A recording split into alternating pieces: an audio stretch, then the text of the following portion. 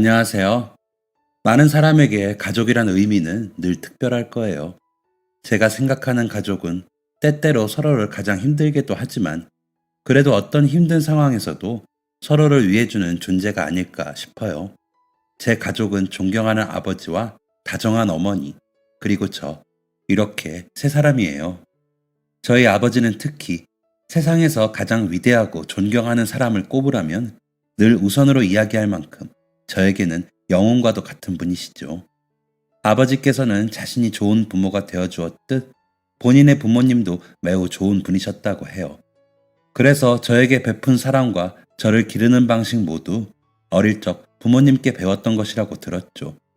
어릴 때부터 잘못해도 한 번도 혼난 적이 없으셨다고 해요.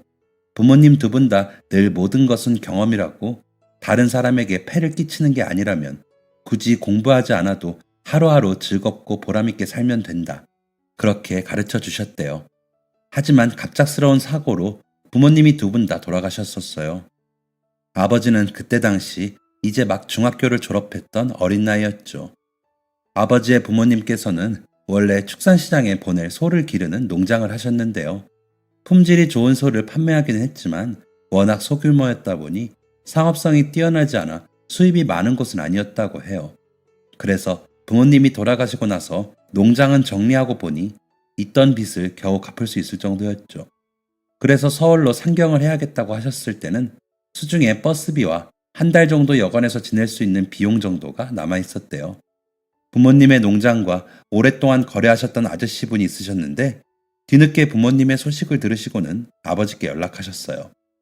그분은 서울의 마장동 우시장에서 장사하고 계셨는데 아버지에게 혹시 서울에 오실 생각이라면 자신의 가게에서 일할 생각이 있는지 물어보셨죠. 아버지는 좋은 기회라고 생각해 승낙하신 후 서울로 올라오셨고 아저씨께서는 아버지가 지낼 수 있도록 가게 근처에 월세를 얻을 수 있는 보증금을 빌려주셨어요. 너무나 감사하게도 일자리와 집을 구할 수 있었고 그 고마움을 되갚기 위해서 어린 나이였지만 열심히 성실하게 일하셨어요. 주변에서도 상인들이 정말 성실한 직원이라고 칭찬이 자자했대요. 빌려주신 돈을 갚기 위해서 열심히 돈을 모으셨고 또 몇 가지 꿈이 있어서 더 열심히 돈을 모으셨어요. 그중 하나는 행복한 가족을 만드는 거였어요. 어린 나이에 부모님을 잃어서인지 아니면 아버지의 부모님과 함께 살았던 때가 너무 화목하고 행복해서인지 아버지는 언제나 꿈이 좋은 가정을 꾸리는 거였다고 하더라고요. 하지만 어린 나이에 서울살이는 쉽지 않았어요. 월세며 생활비며 아무리 허리띠를 졸라매도 부유하게 살 수는 없었죠. 그래도 포기하지 않고 열심히 일해서 몇 년 후에는 사장님께 빌렸던 보증금도 갚았죠. 그리고 또 몇 년간 열심히 모은 돈으로 작은 평수의 아파트 전세를 얻을 수 있었어요.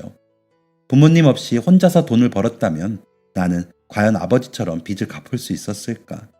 서울의 아파트 전셋집에 들어갈 수 있는 돈을 모을 수 있을까? 하는 고민을 해요. 사실 솔직하게 이야기한다면 제가 지금까지 말한 아버지는 저를 태어나게 해주신 친아버지는 아니에요. 제 친아버지는 제가 태어난 지 얼마 되지 않아 지병으로 돌아가셨거든요. 그 후 어머니는 병원비로 나간 빚도 갚고 저를 양육하기 위해서 마장동에 있는 정육식당에서 근무하셨어요. 그러던 중 우연히 그 식당에서 아버지를 만나게 되죠. 그날 갑작스레 배달하시는 분이 일을 나오지 못해서 엄마가 일하는 식당으로 고기를 배달했던 아버지는 어머니를 보고 첫눈에 반하셨대요. 안녕하세요. 네, 안녕하세요. 부드러운 미소에 친절하게 배달 온 자신에게 인사를 해주며 물을 건네시는 모습을 보고 하늘에서 천사가 내려온 것 같았대요. 그전에도 연애를 해보긴 했지만 엄마를 만나고 처음으로 사랑에 빠진다는 게 이런 거구나 싶었다고 해요. 네 엄마가 웃는데 그 주변에만 갑자기 빛이 환하게 비추더니 눈이 부시더라. 지금도 가끔 엄마랑 처음 만났을 때를 이야기하면 이렇게 표현하곤 하세요. 그 후로 그 가게에 배달이 있을 때마다 아버지가 직접 가겠다고 우기셨대요. 종종 쉬는 날이면 일부러 음료 같은 걸 사들고 들러서 식사를 하기도 했대요. 어머니는 처음에는 아버지가 본인에게 관심이 있는지 몰랐대요. 자기는 아이도 있고 식당에 일할 때 꾸미고 다니는 것도 아니고 하다 보니 전혀 그런 생각을 못 하셨대요. 근데 이상하게 아버지가 가게에 자주 들르시고 올 때마다 음료나 간식이나 빵을 사오시면서 뭔가 흘끔흘끔 자기를 보는 것 같다는 걸 차츰 느끼기 시작했다고 해요. 그러던 어느 날 아버지께서 먼저 데이트 신청을 하셨대요. 저 그동안 사실 관심이 있었기에 자주 왔었습니다. 괜찮으시면 저랑 식사라도 한번, 아니면 커피라도. 죄송해요. 저 아들이 있어요. 아, 그랬군요. 결혼하신지 몰랐어요. 죄송합니다. 신뢰가 많았어요. 정말 죄송했습니다. 그렇게 아버지는 첫 데이트 신청을 거절당하고 한동안 그 식당에 가지 않으셨다고 해요. 그러다 우연히 상인회에서 어머니에 대한 이야기를 들으셨대요. 아휴, 거기 식당 처자 참 안 됐어.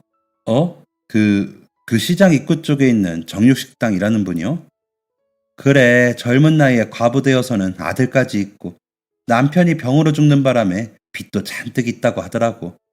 아휴, 얼굴도 이쁘고 사람도 참한데 참 안타까워. 그 이야기를 들은 아버지는 고민 끝에 다시 한번 어머니를 찾아갔습니다. 그리고 용기를 내 다시 데이트를 신청하셨죠. 지난번에도 말씀드렸지만 저는 아이가 사별하셨다고 들었습니다. 맞아요. 그렇지만 성민 씨는 결혼도 하지 않으셨는데 전 아들까지 있어요. 애도 아직 어리고. 혹시 제가 싫어서 거절하시는 거라면 더 이상 여쭤보지 않겠습니다. 하지만 결혼했거나 아들이 있어서 그게 저한테 짐이 될까봐 거절하시는 거라면 저는 전혀 상관없습니다. 사실 어머니도 아버지에게 관심이 있으셨다고 해요. 다만 시장 사람들에게 듣기로 아버지는 자신보다 나이도 어리고 총각이라는 이야기에 마음을 접으셨다고 해요. 그래서 처음 아버지가 데이트 신청을 하셨을 때도 남편이 없다는 말은 일부러 하지 않고 아이가 있다는 이야기만 하셨대요. 어머니가 대답을 망설이시자 아버지는 천천히 생각하고 알려주시라고 기다리겠다고 하시면서 가셨다고 해요. 그 후로 어머니는 정말 깊이 고민하셨대요. 지금까지 봤던 아버지의 모습은 너무 성실하고 좋은 사람이었는데 괜히 자기가 그런 좋은 사람의 삶에 폐를 끼치는 건 아닐까 하며 정말 많은 생각을 하셨다고 해요. 그리고 고민 끝에 결국 다시 한번 아버지를 거절하셨다고 합니다. 성민 씨는 결혼도 한 적 없잖아요. 아이까지 있는 제가 만난다는 건 아무리 생각해도 너무 민폐인 것 같아요. 그리고 아직은 저도 다른 사람을 만나는 대신 아이에게 더 집중해야 할 것 같아요. 네, 알겠습니다. 아버지는 너무 아쉬우셨지만 어쩔 수 없이 물러나야 했대요. 어머니의 결정이 그러하다면 더 이상 강요할 수는 없었다면서요. 그런데 두 분이 이어지게 된 건 정말 우연한 기회인데요. 제 덕분이라고도 할 수 있죠. 그날은 갑작스럽게 비가 오는 날이었어요. 저는 학교를 마친 후 집에서 엄마를 기다리고 있었죠. 근데 갑작스럽게 내리는 비와 함께 천둥과 번개가 치는 거예요. 혼자 집에 있다가 천둥과 번개 소리가 너무 무서운 마음에 무작정 엄마를 찾아가야겠다 싶었죠. 그래서 혼자 우산을 쓰고 엄마가 일하는 식당으로 무작정 찾아가기 시작했어요. 그때 엄마가 일하는 식당은 집에서 걸어서 20분 정도였는데 비도 많이 오고 계속 치는 천둥과 번개에 무서워서 오들오들 떨면서 가고 있었죠. 그러다가 세게 부는 바람에 우산이 뒤집어지면서 발이 미끄러져 넘어지고 말았어요. 그 자리에서 아프고 서러워서 엉엉 울고 무릎은 까져서 피도 나고 식당까지 얼마나 남았는지도 모르겠고 그렇게 마냥 울고 있었는데 누군가 다가왔어요. 얘, 너 여기서 왜 울고 있니? 저에게 다가와 걱정스러운 얼굴로 물어보며 우산을 씌워주셨죠. 저는 대답도 잊은 채 더 서럽게 엉엉 울었어요. 아저씨는 당황해하시며 일단 저를 일으켜 주셨죠. 부모님은 어디 계셔? 집은 어디고? 어디 가는 길이니? 엄마가 어디 계시는데? 엄마가 집에 없어요. 집에 없어요, 엄마가. 말도 제대로 못하고 마냥 울기만 하는 저에게 우산을 씌워서 아저씨는 근처 파출소로 데려다 주셨어요. 그리고 직접 상처도 닦고 치료해 주시고 기다리는 동안 차마 두고 갈 수 없다며 따뜻한 핫초코를 사서 저와 함께 엄마가 올 때까지 기다려 주셨죠. 그렇게 한참을 기다렸을까? 퇴근해서 집에 갔다가 제가 집에 없는 것을 알고 깜짝 놀라서 온 동네를 뒤지면서 다닌 엄마가 경찰에 신고 접수하러 경찰서로 온 거예요. 우산을 썼는지 말았는지 온몸이 비를 쫄딱 맞아서는 얼굴은 하얗게 백지장처럼 질려서 경찰서로 뛰어 들어오시는데 지금 생각하면 어찌나 죄송한지. 안녕하세요. 저희 애가 없어졌어요. 저희 애가 집에도 없고 어디 있는지도 모르겠고 밖에 비도 오고. 어머니, 진정하고 말씀해 주세요. 아이 이름이 뭐죠? 언제부터 없어졌나요? 엄마! 실종 신고를 접수하려는데 뒤에서 제가 부르는 소리에 돌아보더니 놀란 마음 때문인지 저를 달려와 껴안으시고는 엉엉 우시더라고요. 핫초코나 먹고 앉아서 놀던 저는 무슨 영문인지도 몰랐죠. 엄마? 울어? 왜 울어? 겸아, 너 어디 갔었어? 엄마가 얼마나 찾았는데.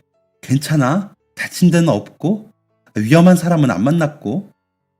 나 집에 있는데 천둥이 쾅쾅 치니까 너무 무서워서 엄마 찾으러 가려 했는데 넘어져가지고 여기 막 피났었어. 근데 저기 아저씨가 도와줬어. 저는 뒤에 있던 저를 도왔던 아저씨를 가리켰어요. 엄마는 고개를 들어 그 사람을 보더니 다시 한번 깜짝 놀랐죠. 성민 씨. 아, 지은 씨 아드님이었구나. 오늘 쉬는 날이라 슈퍼 가는데 이 녀석이 시장 입구에 넘어져서 막 울고 있더라고요.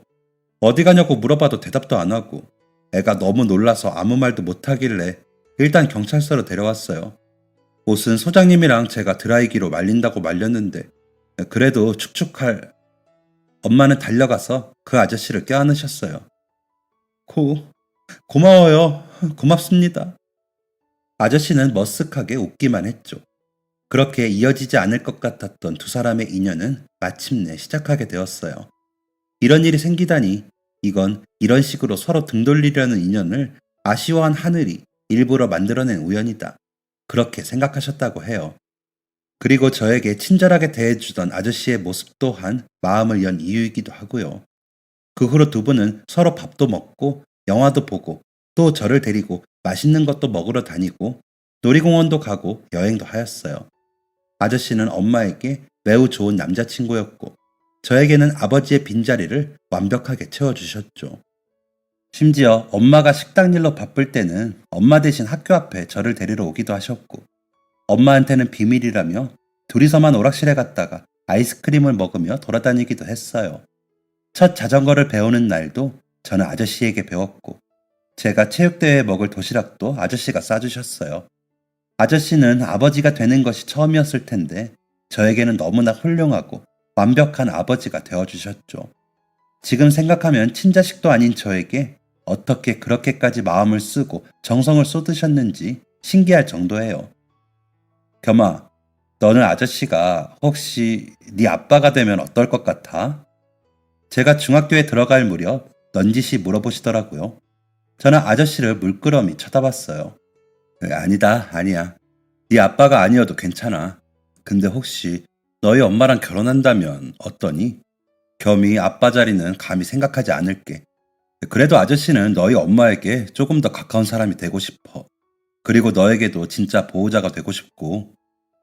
아빠라고 불러도 돼요? 어?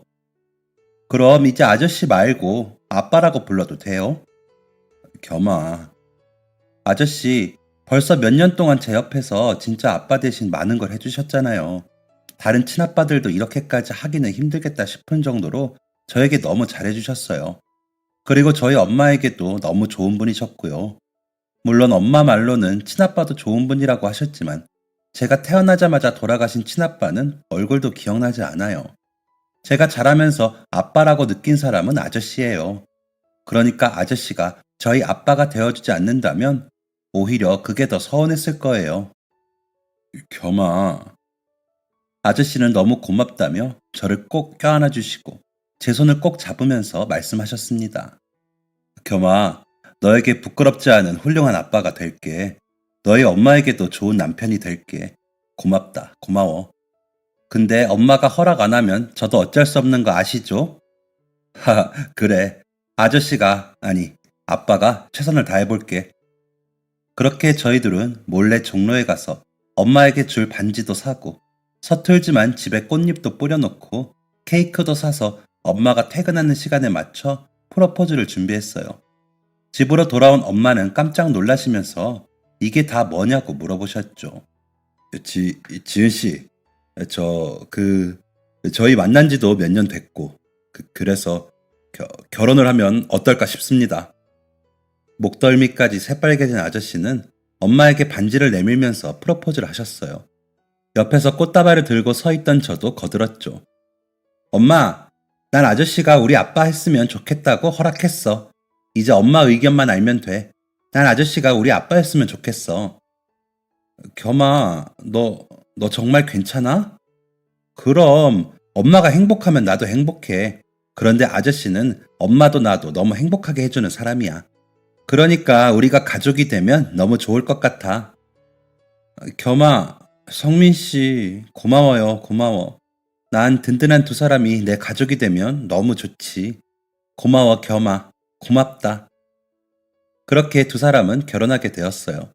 시골에서 농사를 지으시던 외할머니는 이 소식을 듣고 누구보다 기뻐하셨죠. 남편도 없이 혼자서 아들을 키우는 엄마를 늘 걱정하셨는데 이렇게 좋은 사람을 만나 다시 가정을 꾸리다니 잘 됐다면서 너무 기뻐해 주셨어요. 시장의 상인분들도 모두 축하해 주셨어요. 성실하고 바르게 산 두 사람이 가정을 이루게 되었다면서 너무 좋은 사람들끼리 잘 만났다고 말이죠. 그렇게 두 사람은 행복한 결혼식을 치렀고 저희 가족은 당당하게 한 지붕 아래 살며 진짜 가족이 되었어요. 아저씨는 결혼 후에도 너무 좋은 아빠이자 남편이 되어주셨고 엄마도 아내로서 엄마로서 늘 최선을 다하셨죠. 그런 두 분을 위해서 저도 제가 할 수 있는 최선을 다했어요. 아버지는 일하던 정육점에서 점장처럼 모든 일을 총괄하고 맡고 계셨어요. 결혼 후에 어머니는 아버지의 정육점에서 운영하는 식당으로 일자리를 옮기셨어요.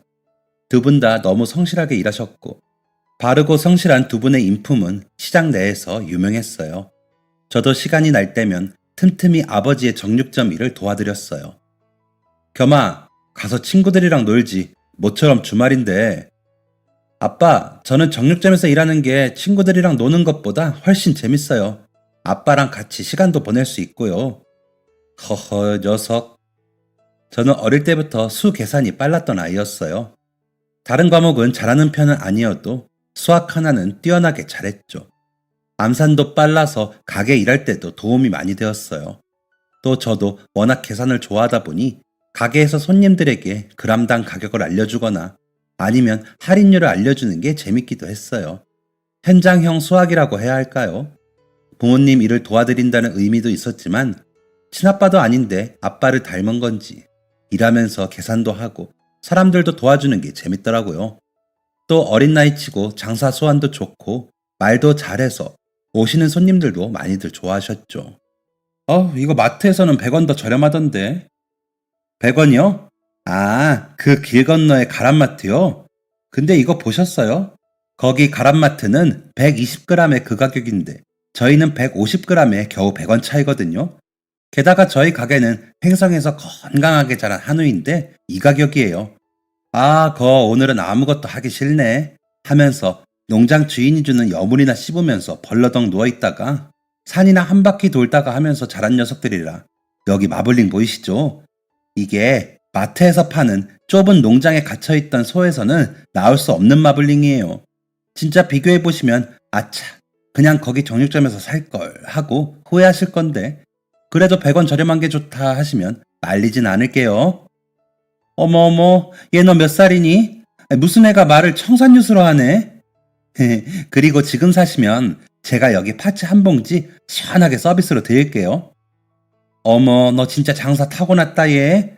아드님이 장사 수완이 좋네요. 나중에 크게 되겠어요. 그렇게 아빠를 도와 정육점에서 일하면서 자연스레 나도 언젠가는 이런 가게를 하고 싶다고 생각한 것 같아요. 두 분은 성실하게 일하며 조금씩 돈을 모으기 시작했어요.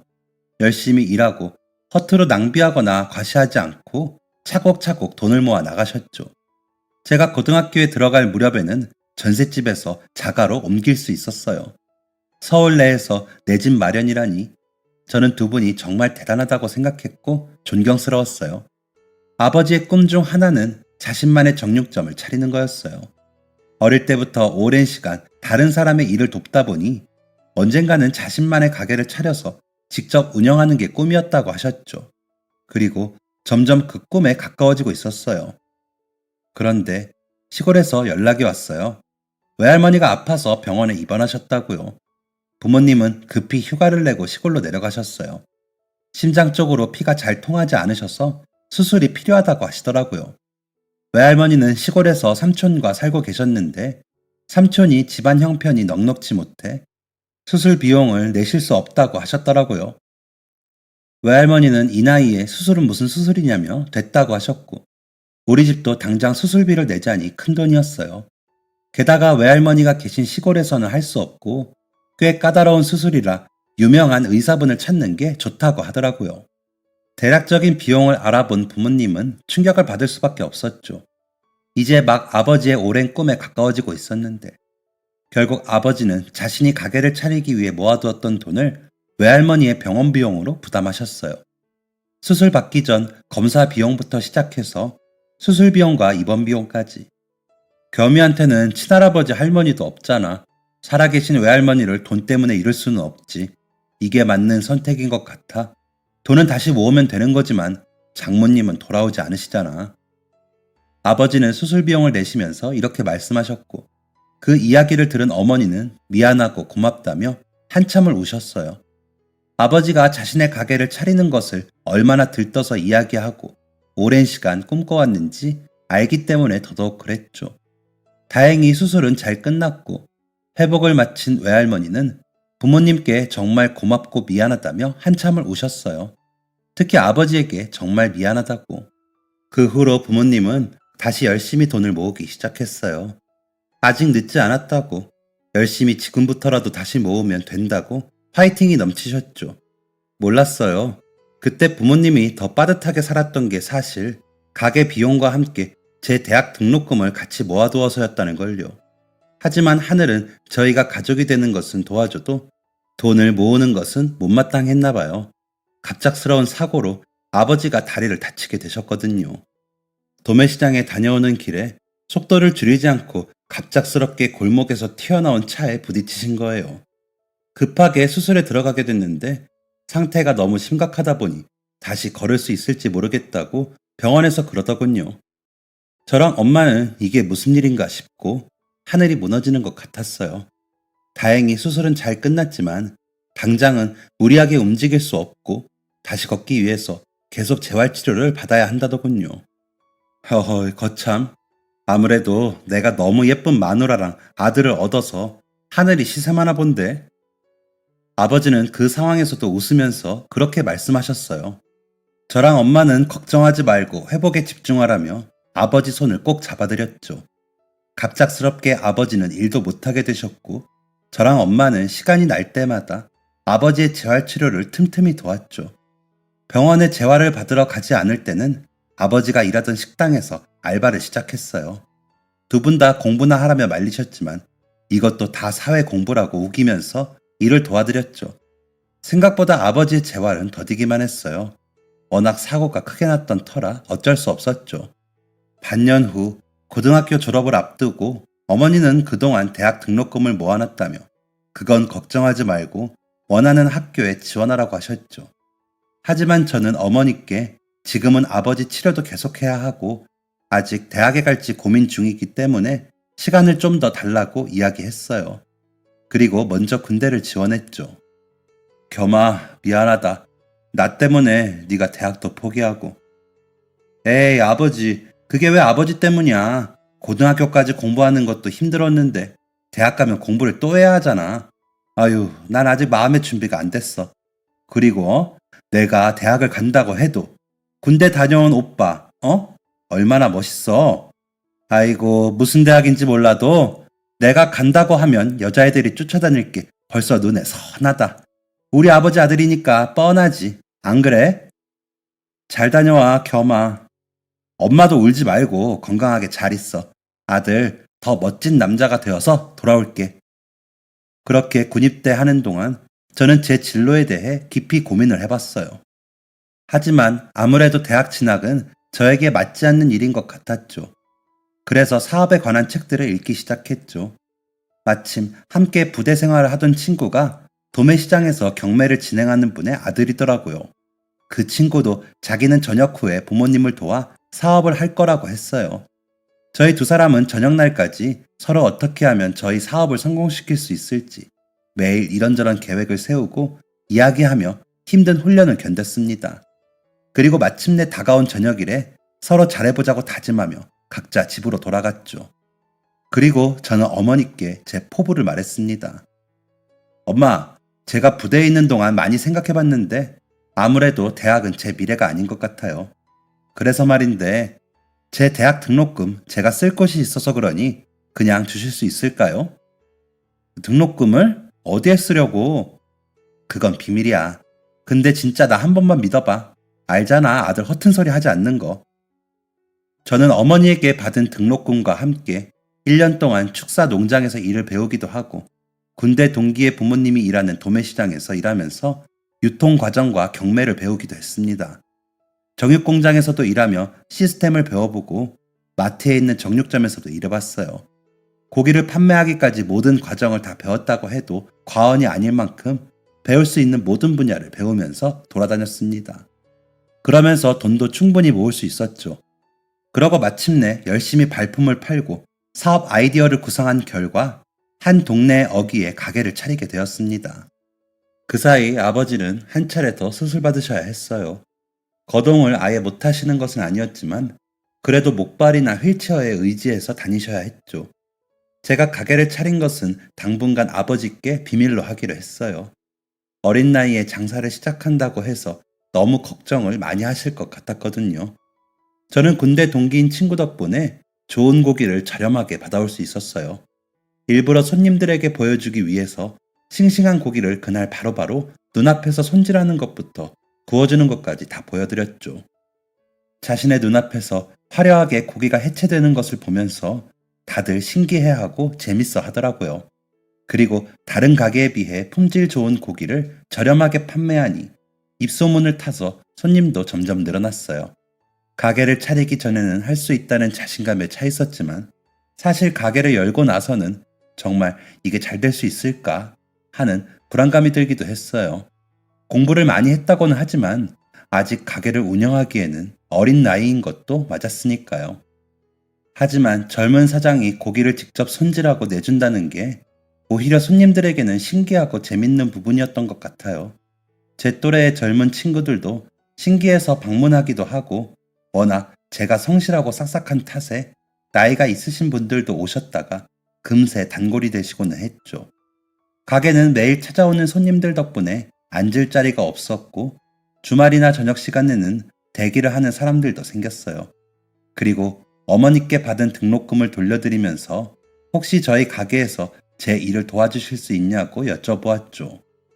어머니는 흔쾌히 이야기를 들어주시고 저희 가게에서 반찬과 서빙을 담당해 주셨어요. 오랫동안 정육식당에서 일하신 덕에 고기의 맛과 어울리는 반찬을 제대로 손맛을 내주시더라고요. 덕분에 어머니가 일하신 후로 음식 맛이 더 좋아졌다며 가게를 찾는 손님들이 더 늘어났어요. 아버지의 다리도 점점 회복이 잘 되고 있었어요. 수입이 늘어나면서 아버지의 재활에도 더 투자한 덕분에 빠르게 회복하고 있었죠. 그리고 몇 년이 지나고 마침내 이제 목발도 필요 없어지게 된 날이 왔어요. 저는 아버지 몰래 저희 가게를 확장해 바로 옆에 정육점을 만들었어요. 그리고 아버지께서 완전히 건강을 되찾으신 날 깜짝 선물로 보여드렸죠. 거참, 웬 식당이야? 아들 고기 먹고 싶었어? 아버지, 지금 식당이 중요한 게 아니야. 짜잔. 뭐야, 정육점? 간판 읽어봐. 이성민 고깃간? 이게 뭐냐? 뭐긴 뭐야. 이성민이 운영하는 고깃집이다 하는 거지. 야, 누군지 몰라도 이성민 씨는 좋겠다. 자기 정육점도 있고. 겸아, 너 설마? 아버지 정육점 내고 싶다고 나 어릴 때부터 계속 얘기했잖아. 진짜 오랜 꿈이었는데 그동안 나 키우랴 외할머니 수술비 내랴 거기에 다리 다치면서 일도 못하게 되고 우리 아빠 되면서 너무 힘든 일을 많이 겪어서 내가 꼭 효도하고 싶었어. 아버지한테는 꼭 갚아주고 싶었어. 아니, 효도는 무슨 효도야. 아빠가 다리 다치면서 너한테 제대로 해주는 것도 없이 고생만 시켰는데, 너 대학도 못 가고 힘들게 일만 시켰는데. 또 그러네. 아빠, 내가 대학 안 간 거는 정말 내 선택이야. 나 공부랑 안 맞는 거 알잖아. 그리고 나 아빠 닮아서 그런지 장사하는 게 체질인 것 같아. 자리에 앉아서 회사 생활하는 거 생각만 해도 지루하고 힘들어. 나는 몸으로 직접 뛰고 사람들 만나는 일이 훨씬 잘 맞아. 그래도 내가 너를 너무 고생시켜서. 고생은 무슨. 내가 처음 자전거 타는 날도 아빠가 잡아준 덕분에 할 수 있었고, 고등학교 입학식도 처음 면도하는 날도 다 아빠 덕분에 배울 수 있었잖아. 그리고 무엇보다 내 아버지가 되어줬잖아. 몇 년 동안 비워진 그 자리 아빠가 와서 채워줘서 난 오히려 고맙기만 한걸. 그리고 우리 엄마한테도 너무 따뜻하고 든든한 남편이 되어줬잖아. 난 정말 엄마한테 잘해줘서 너무 고마워. 아버지가 우리 가족이 되어줘서 우리가 받은 게 더 많아.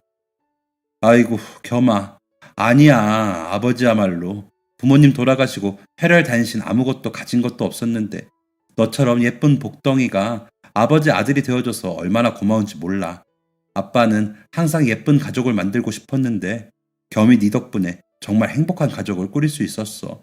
아빠는 네가 아빠 아들이라서 내가 겸이 아버지일 수 있어서 너무 행복했어. 저희 두 사람은 다 큰 어른 남자 둘이서 길에서 엉엉 울었어요. 지나가는 사람들이 수군거리며 쳐다보았지만 그게 뭐 대수인가요?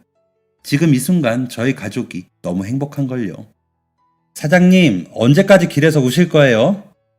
서로 부둥켜 안고 훌쩍이고 있는 저희에게 들려오는 목소리에 뒤를 돌아보니 엄마가 서 계셨습니다. 사장님? 맞다. 아버지, 깜짝 놀랄 소식이 또 하나 있었는데 여기 식당 내 가게다. 뭐? 사실 얼마 전부터 엄마도 와서 도와주고 있어. 우리 가게 장사 엄청나게 잘 돼.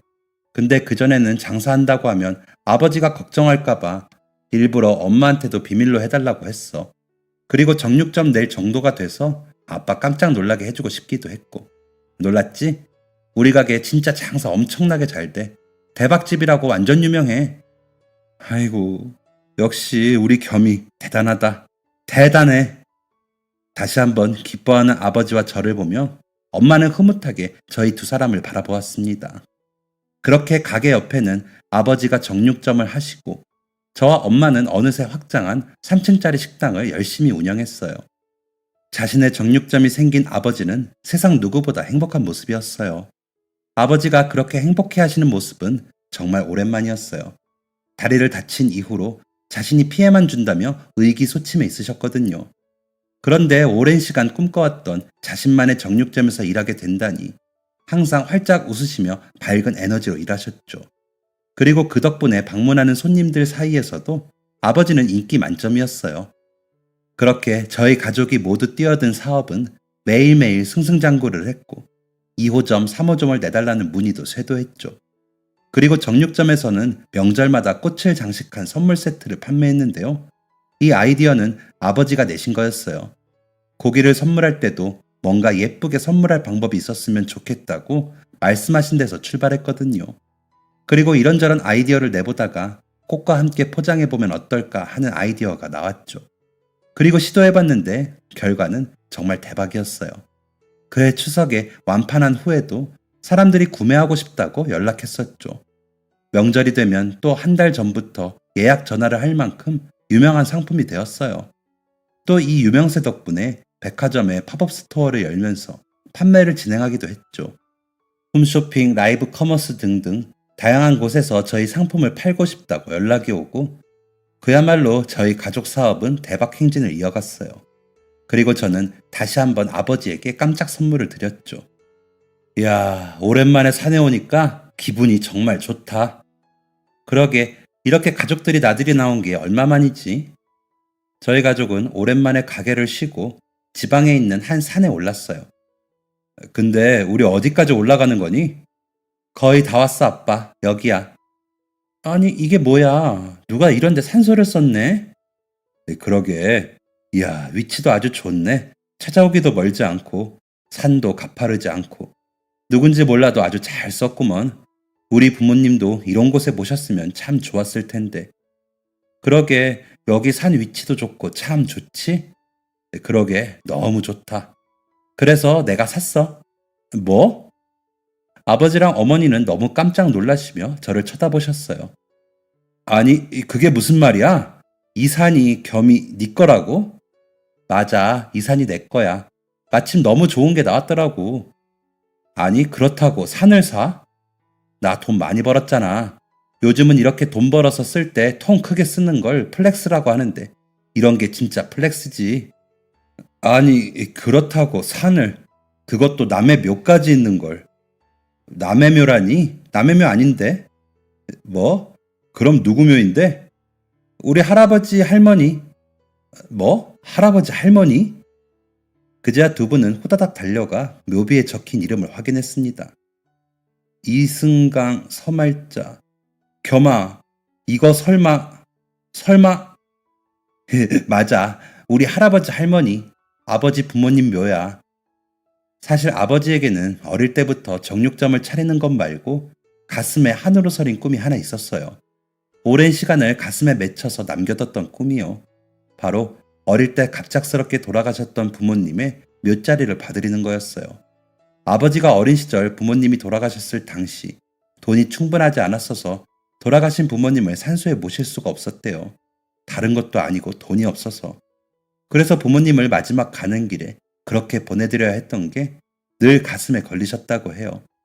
그래서 언젠가 돈이 모이면 꼭 부모님의 산소를 만들어 드리겠다고, 꼭 좋은 곳에 모시겠다고 다짐을 했었다고 해요. 저는 이 이야기를 마음 한쪽에 새겨뒀었죠. 그리고 제가 돈을 벌면 아버지에게 꼭 이 꿈을 이룰 수 있도록 해야겠다고 다짐했어요. 그래서 일하면서도 다른 데 쓰지 않고 틈틈이 돈을 모았죠. 그리고 아버지의 고향에 작은 야산이 매물로 나왔길래 한치의 망설임 없이 구매했어요. 그동안 아버지께서 저에게 얼마나 잘해주셨는지 알기에 이 정도 돈을 쓰는 건 하나도 아깝지 않았죠. 오히려 마침내 제가 성공해서 아버지의 꿈을 하나씩 이루어드릴 수 있다는 것이 행복했어요. 나 어릴 때부터 종종 말했잖아. 그때 아버지 부모님 돌아가셨을 때 너무 돈이 없고 어려서 부모님 묘자리도 못 써드렸다고. 머무실 곳도 없이 그렇게 보내버렸다고. 그 일이 얼마나 마음에 걸렸었는지 잘 알아서 내가 돈 벌면 꼭 해주고 싶었던 것 중 하나야. 그리고 우리 가족 산으로 산 거라 여기 옆자리도 언젠가 아버지 어머니 돌아가시면 모시려고 놔뒀어. 그러니까 혹시 두 분 돌아가시고 모실 곳 없어서 나도 전전긍긍할까봐 걱정 안 해도 돼. 알았지? 대신 나한테 효도 많이 받고 아주 나중에, 아주 나중에 모실 거야. 알았지? 내가 효도 다 할 때까지는 안 돼. 겸아, 정말 고맙다. 고마워, 우리 아들. 아이고, 우리 아들. 아버지를 이렇게 생각해주고 엄마 좀 서운한데. 엄마도 내가 더 잘할게. 사랑해. 사랑한다, 우리 아들. 그러고 보니 왜 음식이랑 술을 바리바리 싸우나 했더니 이것 때문이었어. 맞아. 혹시 두 분이 눈치챌까봐 얼마나 조마조마했는지 몰라. 저희는 하하호호 웃으면서 준비해간 음식과 술을 올려 할아버지 산소 앞에서 간단하게 차례를 지냈습니다. 아버지는 그 앞에서 아들 자랑을 몇 번이나 하셨어요. 우리 아들 너무 자랑스럽지? 훌륭하지? 하면서 몇 번이나 제 자랑을 할아버지 할머니 묘 앞에서 하셨습니다. 그런 아버지를 보니 정말 잘한 선택이었다는 생각이 들면서 뿌듯하더라고요. 그 후로도 저희 가족은 시간이 날 때면 종종 할아버지 할머니를 찾아뵈러 산에 갔습니다. 아버지는 이렇게 부모님을 찾아올 곳이 생긴 줄 몰랐다며 갈 때마다 저에게 너무 고맙다고 이야기하세요. 사업도 꾸준히 잘 되고 아무리 장사가 잘 되어도 저희 가족은 늘 직원들보다 앞서 출근하고 성실하게 일하고 있어요. 그래도 이제 가끔은 부모님 여행도 보내드리고 싫다고 손살에 치셔도 억지로라도 쉬는 시간을 만들어 드리죠. 어느새 얼굴마저 꼭 닮은 저희 세 가족은 주변에서 다들 재혼한 가정인 줄 모를 만큼 온 가족이 예쁘게 참 닮았네 하는 소리를 듣습니다. 이렇게 성공하기까지 누군가 보면 쉬웠다고 생각할 수도 있지만 나름의 우여곡절을 겪어 여기까지 왔어요. 저희 가족이 되고 나서 아버지가 참 고생도 많이 하시고 가족이라는 이유로 아버지께 짐이 된 적도 있었죠. 아버지의 다리가 다친 후에는 엄마도 너무 많이 고생하셨어요. 우리는 그렇게 서로서로 힘들게 한 때도 있었지만 그래도 지금의 자리까지 올 수 있었던 것은 또 우리 가족이 있는 덕분이었어요. 힘들었을 때에도 늘 사랑으로, 믿음으로 서로를 응원해주고 곁에 있어준 덕분이죠. 어머니도 너무 좋은 분이시지만 아버지가 계시지 않았다면 제가 이렇게 성공을 이룰 수 있었을지 잘 모르겠습니다.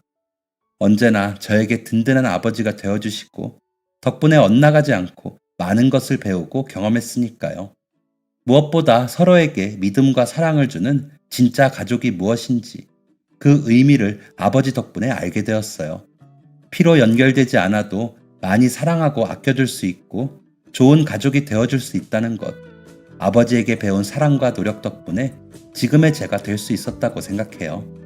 가족은 때때로 가장 가까운 사이이기 때문에 우리를 가장 힘들게 할 수 있어요. 하지만 그만큼 가족은 가장 가까운 곳에서 언제든 서로의 손을 잡아줄 준비가 되어 있을 수도 있죠. 그러니 혹시 이 사연을 듣고 계신다면 오늘만은 먼저 가족들에게 연락해서 사랑한다고, 고마웠다고 표현해보는 것은 어떨까요? 긴 이야기 들어주셔서 감사합니다. 모두 행복하시길 진심으로 바라겠습니다. 지금까지 사연 들어주셔서 감사합니다. 사연이 재밌으셨다면 구독과 좋아요를 눌러주세요. 감사합니다. 안녕히 계세요.